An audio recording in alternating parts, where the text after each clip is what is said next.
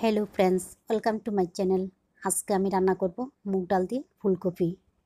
এইভাবে নিরামিষ মুগ ডাল দিয়ে ফুলকপি রান্না করে খেয়ে দেখবেন, এত ভালো লাগে, না খেলে বিশ্বাস করতে পারবেন না। একবার খেলে আবারও খেতে ইচ্ছে করবে। তাহলে চলুন দেখে নিই মুগ ডাল দিয়ে ফুলকপির তরকারিটা আমি কিভাবে রান্না করব। মুগ ডাল দিয়ে ফুলকপির তরকারি রান্না করার জন্য প্রথমে আমি কড়াইতে তেল গরম করে নিয়ে এর মধ্যে দিয়ে দিলাম কেটে রাখা ফুলকপি। তো এইখানে আমি 600 গ্রামের মতো ফুলকপি কেটে তারপর ভালোভাবে ধুয়ে নিয়েছি। আপনারা চাইলে এর চেয়েও কম বেশি বাড়িয়ে কমে নিতে পারেন। তারপর এর মধ্যে দিয়ে দিলাম সামান্য একটু লবণ আর হলুদের গুঁড়া। এখন এইগুলিকে ভালোভাবে নেড়েচেড়ে মিশিয়ে নিয়ে একদম লো ফ্লেমে ঢাকনা দিয়ে রান্না করব। তবে একটু পর পর নেড়ে দিতে হবে, না হলে কিন্তু নিচে লেগে যাওয়ার সম্ভাবনা থাকবে। কম আঁচে ঢাকনা দিয়ে রান্না করে নেওয়ার পর দেখুন ফুলকপিগুলি খুব সুন্দর ব্রাউন কালার হয়ে গেছে আর মোটামুটি সিদ্ধও হয়ে গেছে। এইভাবে কম আঁচে এইগুলিকে ঢাকনা দিয়ে রান্না করতে হবে, তাহলে ফুলকপিগুলি মোটামুটি সিদ্ধ হয়ে যাবে। তখন কিন্তু রান্না করতে সময় লাগবে না, একদম কম সময় হয়ে যাবে। তো আমার ফুলকপিগুলি ফ্রাই করা হয়ে গেছে, এখন আমি এইগুলিকে নামিয়ে নেব।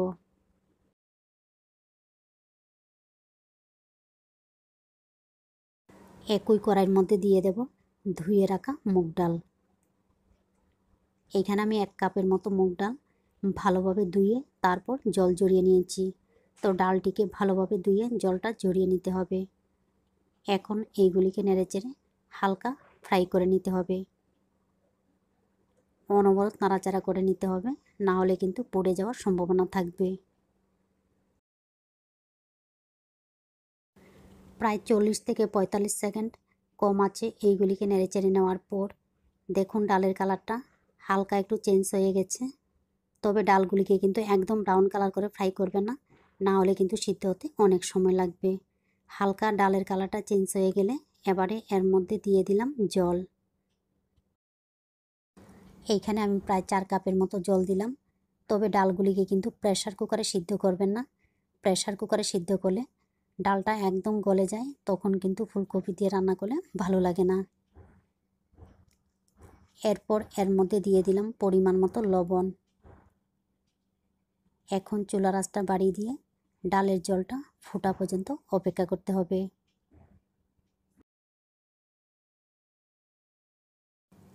ডালের জলটা ফুটে উঠলে ডালের উপরে যে সাদা অংশ থাকে এই অংশটাকে এইভাবে ফেলে দিতে হবে, না হলে ডাল রান্না করার সময় দেখতে ভালো লাগবে না।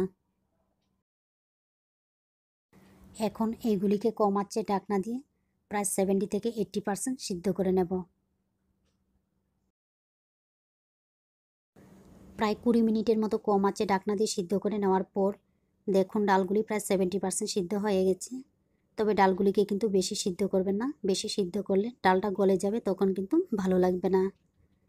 তারপর এর মধ্যে দিয়ে দিলাম আগে থেকে ফ্রাই করে রাখা ফুলকপি আর দিয়ে দেব 5 থেকে 6টা কাঁচা লঙ্কা।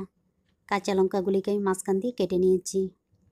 আর দিয়ে দিলাম হাফ চা চামচ হলুদের গুঁড়া। এইগুলিকে ভালোভাবে মিশিয়ে নেওয়ার পর আবারও কম আঁচে ঢাকনা দিয়ে রান্না করব, যতক্ষণ ফুলকপি সিদ্ধ হতে সময় লাগে ততক্ষণ।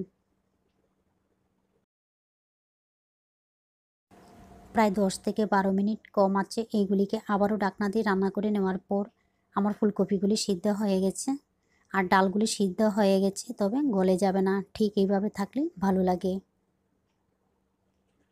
অন্যদিকে আরেকটা কড়াইয়ের মধ্যে তেল গরম করে নিয়ে এর মধ্যে দিয়ে দেব 2টা শুকনো লঙ্কা, 1টা তেজপাতা আর হাফ চা চামচ পাঁচফোড়ন।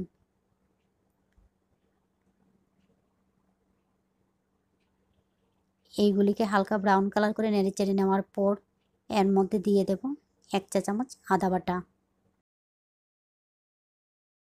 এখন আদা বাটার কাঁচা গন্ধ চলে যাওয়া পর্যন্ত এইগুলিকে হালকা নেড়েচেড়ে ফ্রাই করে নিতে হবে।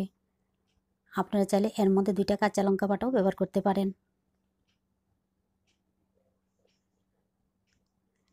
আদা বাটাগুলি যখন ফ্রাই করা হয়ে যাবে এবারে চুলার আঁচটা একদম লো ফ্লেমে রেখে এর মধ্যে দিয়ে দেব সামান্য একটু লাল মরিচের গুঁড়া আর দিয়ে দেব হাফ চা চামচ জিরার গুঁড়া।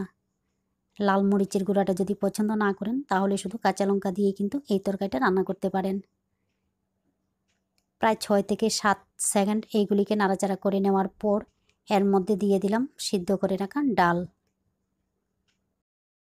আর এই সময়ের মধ্যে যদি জল ব্যবহার করতে চান তাহলে গরম জল ব্যবহার করতে হবে, ঠান্ডা জল ব্যবহার করলে ভালো লাগবে না। তবে ডালের জলটা অতিরিক্ত পাতলা হলেও ভালো লাগবে না। এখন চুলার আঁচটা মিডিয়াম টু লো ফ্লেমে রেখে এইগুলিকে আবারও 2 থেকে 3 মিনিট ফুটিয়ে নেব। প্রায় 2 থেকে 3 মিনিট গ্রেভিটাকে ফুটিয়ে নেওয়ার পর এবারে এর মধ্যে দিয়ে দেব হাফ চা চামচ চিনি। চিনিটা যদি পছন্দ না করেন তাহলে বাদ দিতে পারেন। আর দিয়ে দেব 1 চামচের মতো ঘি। ঘিয়ের পরিবর্তে ধনিয়া পাতা কুচিও ব্যবহার করতে পারেন, ধনিয়া পাতাটা দিলেও কিন্তু ভালো লাগে। এইগুলিকে মিশিয়ে নেওয়ার পর এখন গ্যাসটা বন্ধ করে 1 মিনিটের জন্য ঢাকনা দিয়ে রেখে দেব।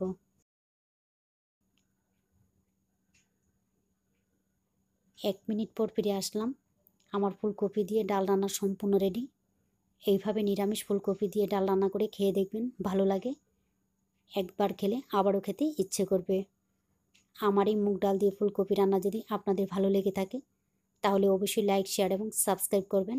আপনারা ভালো থাকবেন, সুস্থ থাকবেন আর আমার নিত্য নতুন ভিডিও দেখবেন।